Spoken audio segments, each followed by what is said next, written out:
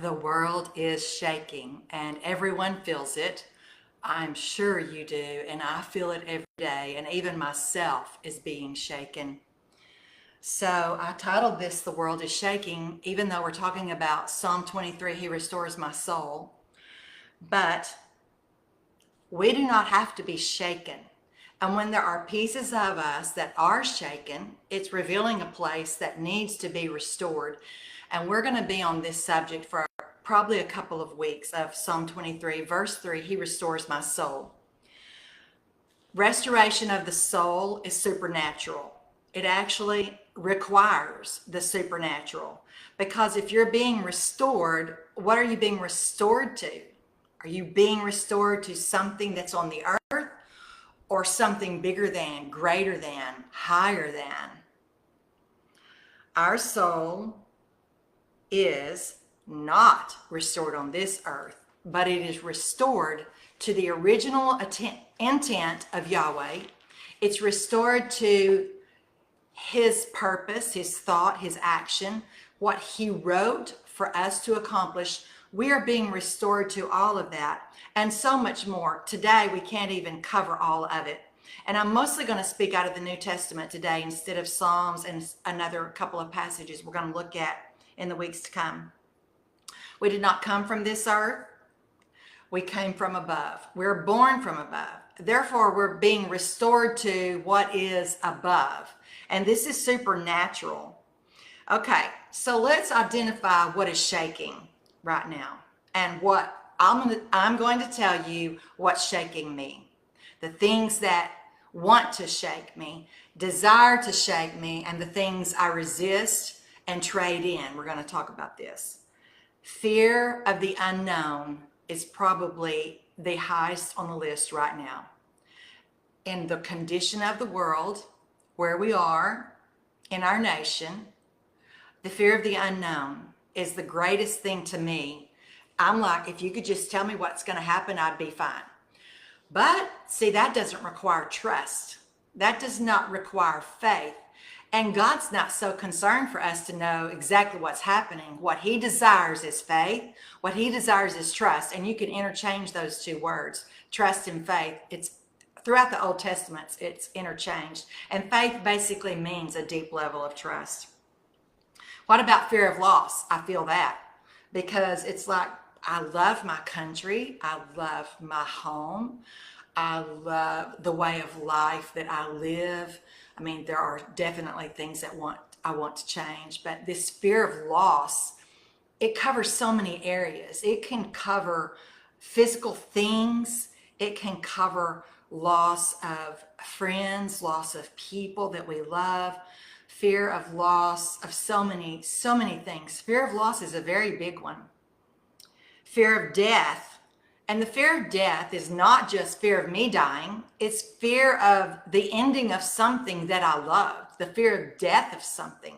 It can be the fear of the death of a loved one or the fear of death of a season that I thought was so wonderful. And maybe it might not ever happen again. And I've wrestled that one down to the ground because that is totally a lie, because as long as I'm living, there's always a new season, there's always a new hope, there's always something new that God has planned. I don't care how old I am. But this fear of the death of something, it's a big fear. What about fear of being alone? Fear of being abandoned. These are things that work in our soul. And they rob our joy, they rob our peace, they rob us of our birthright and our inheritance that's been given to us by Yahweh.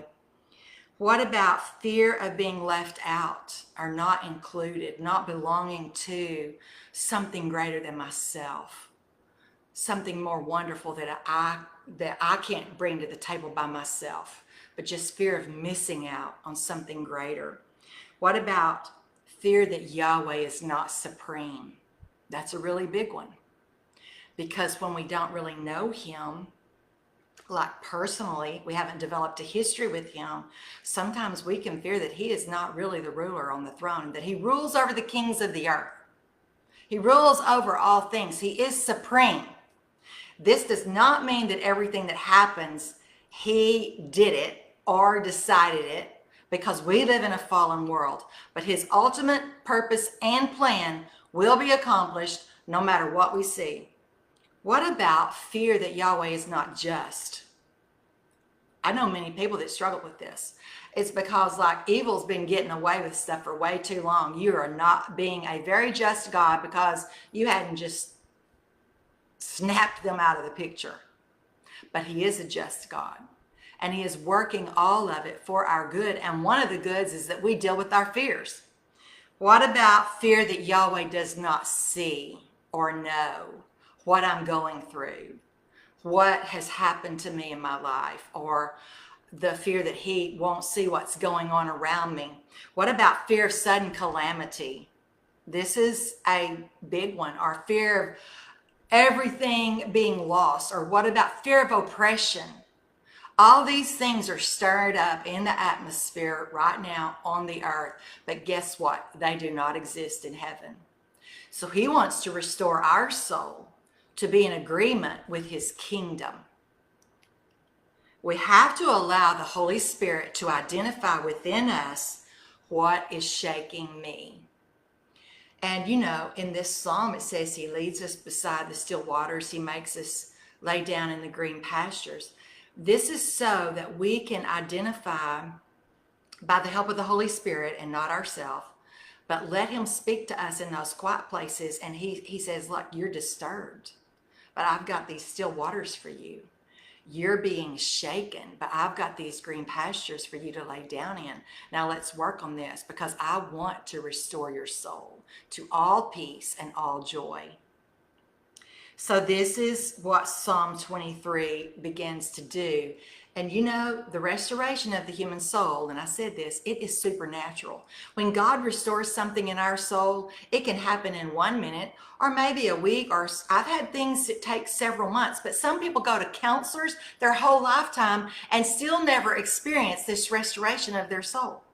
They can have it for a while and then lose it. But you know what? In my life, and I know this is true with other people, when God deals with something, it's done. Now, it may try to come back and speak to me, but all I have to say is, no, I'm not listening to you.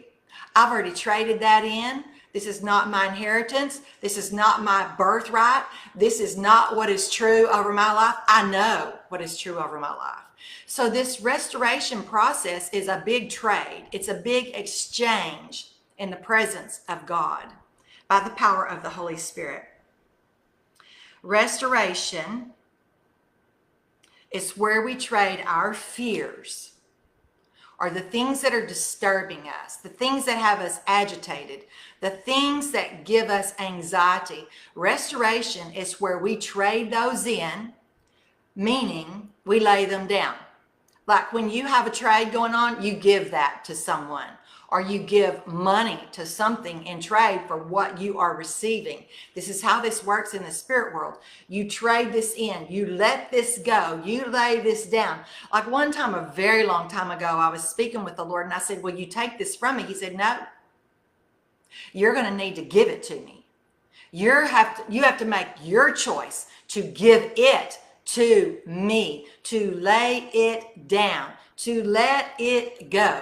So when I see these fears that are working, or these anxieties or these struggles, I must trade them in. I must lay them on the altar so that they're consumed with the fire of his love, and I receive the Spirit of truth, what his words are saying to me. And this is what the Spirit of truth does. This is the great exchange. This is the trade-in, and this is how our soul is restored. So we identify our fears, we lay them down, we let them go, we nail them to the cross so they are dead. So we rise up with restoration and resurrection power. It is the great exchange. Okay, let's talk about the Spirit of truth. And I love these passages because 34 years ago, they were what I held on to because it's the only way. Look at John 14:16. And Jesus is speaking. I will ask the Father, and he will give you another helper to be with you forever. Even the Spirit of truth, whom the world is shaking. The world cannot receive him because it neither sees him nor knows him. You know him, for he dwells with you and will be in you. Now, he said he will be in you before he left, because once he left, he sent the Holy Spirit to actually live and be empowered within us. He sent the Holy Spirit for this. So we don't belong in this category. We belong in the kingdom that is not shaken. John 14:26, but the Helper, the Holy Spirit, whom the Father will send in my name, he will teach you all things and bring you to remembrance of all that I have said to you. Peace I leave with you, my peace I give to you. Not as the world gives, do I give to you.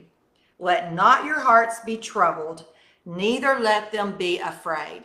This is like one of the first Rhema words that I ever received, because I used to hate to read, and all my life prior to age 33. And so when I received the Holy Spirit, I'm like, I will never learn all this stuff. I'll never remember it if I did learn it. And it was really causing me a lot of disturbance and anxiety, because I wanted to remember and I wanted to learn, and I was very hungry.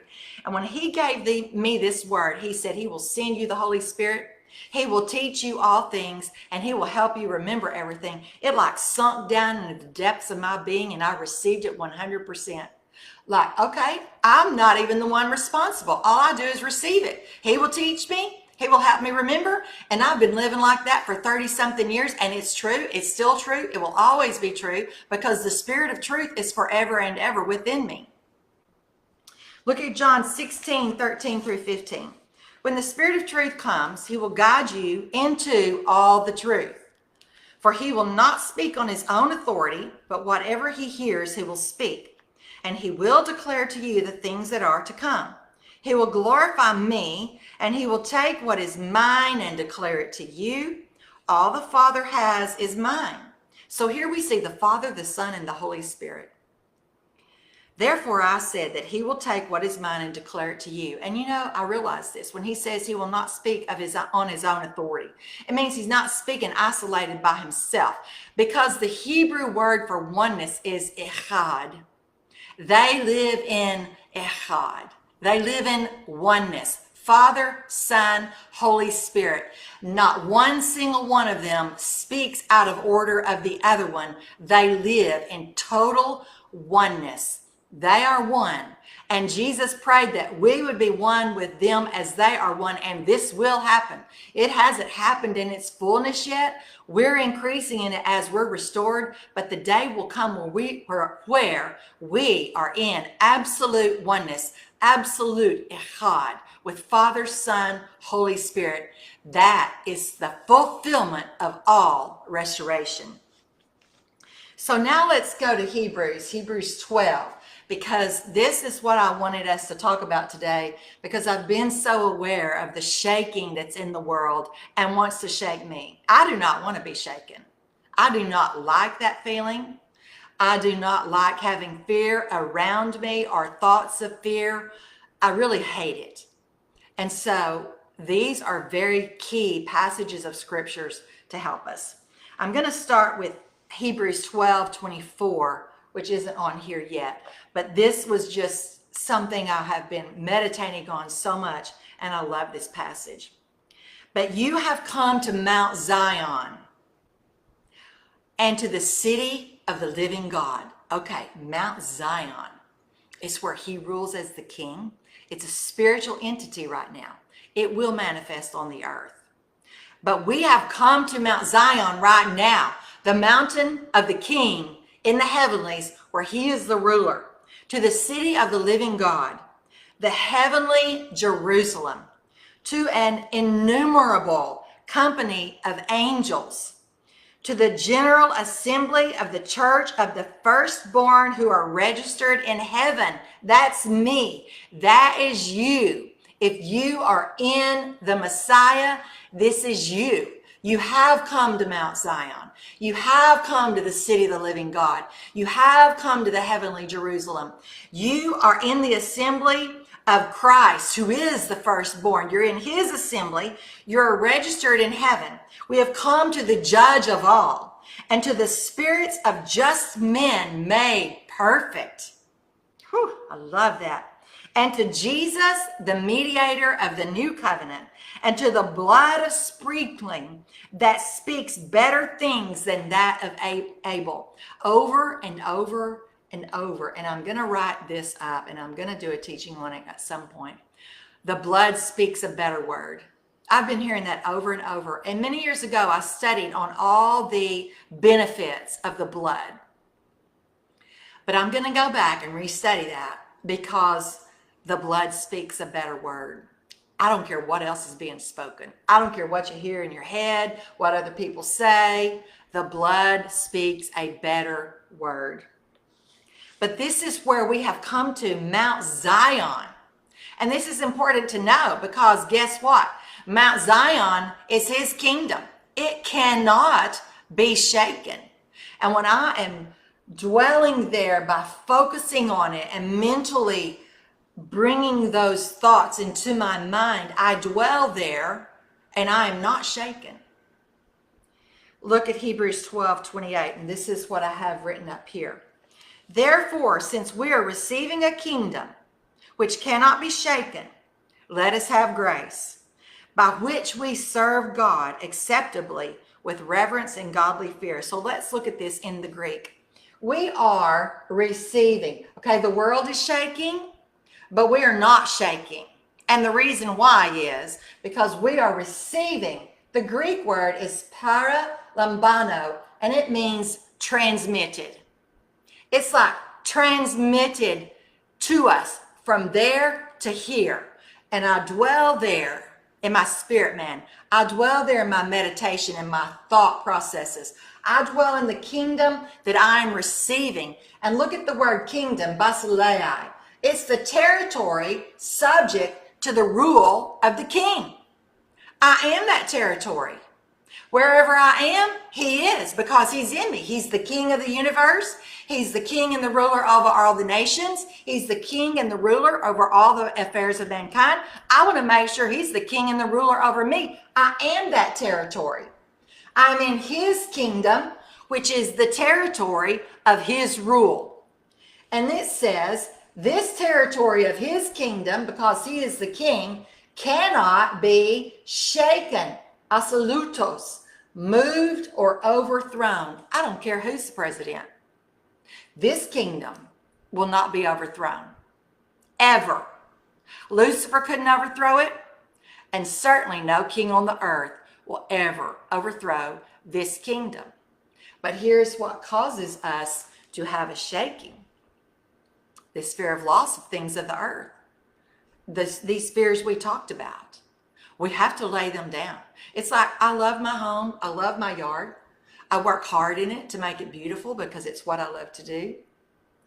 And every once in a while, I'll have this fear of sudden calamity that, we could have a hurricane down here and lose it since I moved down here.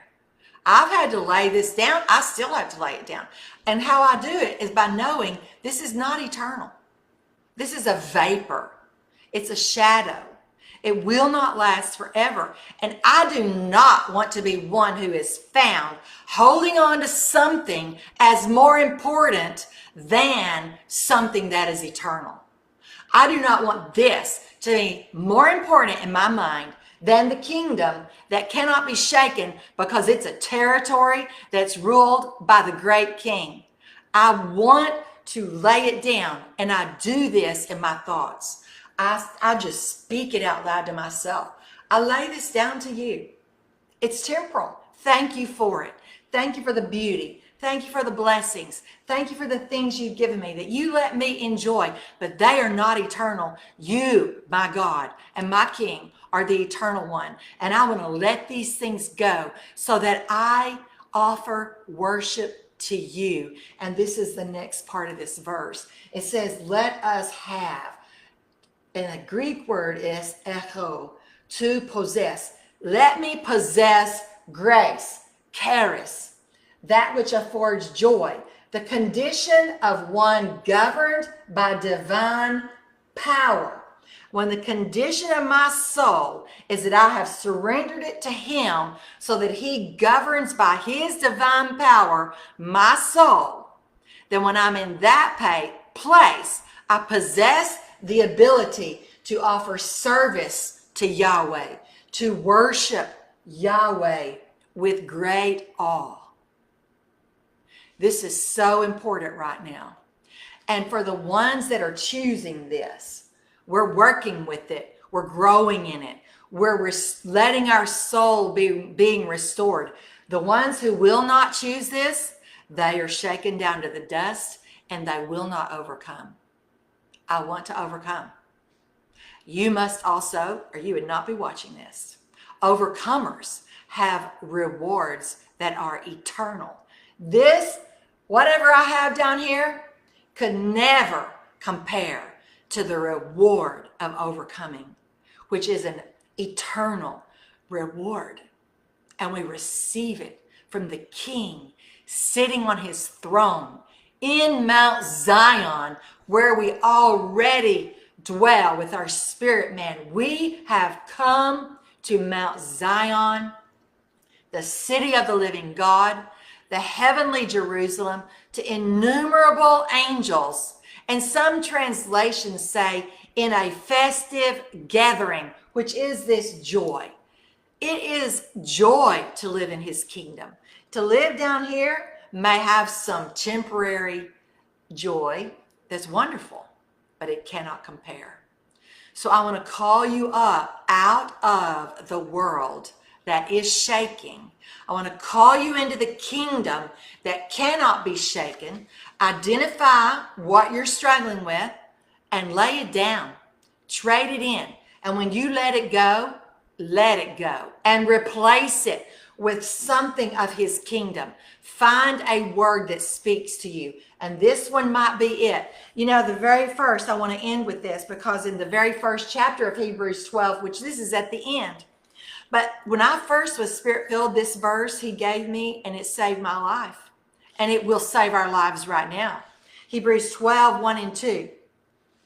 Therefore, since we're surrounded by so great a cloud of witnesses, we're surrounded with them. They're around us. The dimensions of heaven are here. We just can't see them. And heaven is within us. We're surrounded by these great cloud of witnesses who by faith have testified the truth of God's absolute faithfulness. This is the amplified version. These cloud of witnesses, they testify of God's faithfulness. We strip off every unnecessary weight. You know what it feels like to be weighed down with something of the world? We have the power to strip it off because there's an altar we can go to. We can lay it down, let it go, take it off. It's not our yoke. Our yoke is easy. Our burden is light because we're linked to Messiah who carries the yoke. We lay down these weights and the sin that so easily and cleverly wants to entangle us. We lay it all down. Let us run with endurance, meaning it's not overnight. It's not quick fix. It's endurance. An active persistence, like I'm not stopping, the race that is set before us. Now here's the key to this. Fixing and focusing your eyes on Jesus. Looking away that all will distract us. Too much news will distract me. I have to guard this. I need to keep my eyes fixed totally on Jesus, who is the author and the perfecter of our faith. He started it. He will perfect it. All I have to do is stay in step with him, run this race with him as my coach. Who, for the joy of accomplishing his goal, set before him, endured the cross. This was what was written for him to do. And he did it. And it was the joy set before him to finish it, to finish his race, to do what was written on his scroll. And this is what is laid out before us.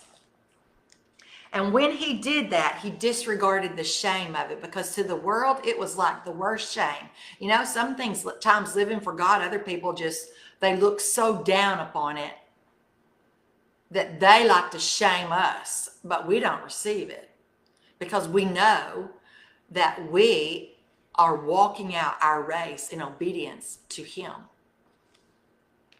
He sat down at the right hand of the throne of God, revealing his deity, his authority, and the completion of his work. So he completed his work. He finished his work. And as we walk in step with him, he is the one that finishes our work. He brings us to the completion. He brings us to the victory. He brings us to the place of overcoming everything that's set before us, because he is the overcomer. He leads us in triumphant victory and leads us into this magnificent victory and manifests through us the sweet aroma of the knowledge of Christ. So when the world is shaking, we have a kingdom that's been transmitted within us that we get to lay hold of and walk in. It's the rule of the king, and this territory is subject to his rule. It cannot be shaken. This is the kingdom we have. This is why we do not shake. So I want to bless you today. If you're feeling fear of any of these things we talked about, I want to encourage you to get real serious with it and lay it out before the Lord. Do not keep it. Let it go. It's not your portion. It's not your birthright. Your birthright is the kingdom of Mount Zion, the city of the living God, where there are innumerable angels who help us, so that we are so overcome with the joy of his kingdom that we live in this place of awe and worship. So make the trade, lay it down, step out of the world that is shaking, and step into the kingdom. I bless you today. And Father, I pray for your saints all over the earth that feel this going on, that they would be able to lay it down and step up into the higher realms of who you are, and that the Spirit of truth would speak the words we need to hear so that we embrace this is what truth is, and we step out of the lies that bring us anxiety, fear, confusion, and chaos, so that we live in the place of this supernatural restoration of our souls. I bless you with that by the power of his great name. Have a great week, and we'll continue with the restoration of our soul next week.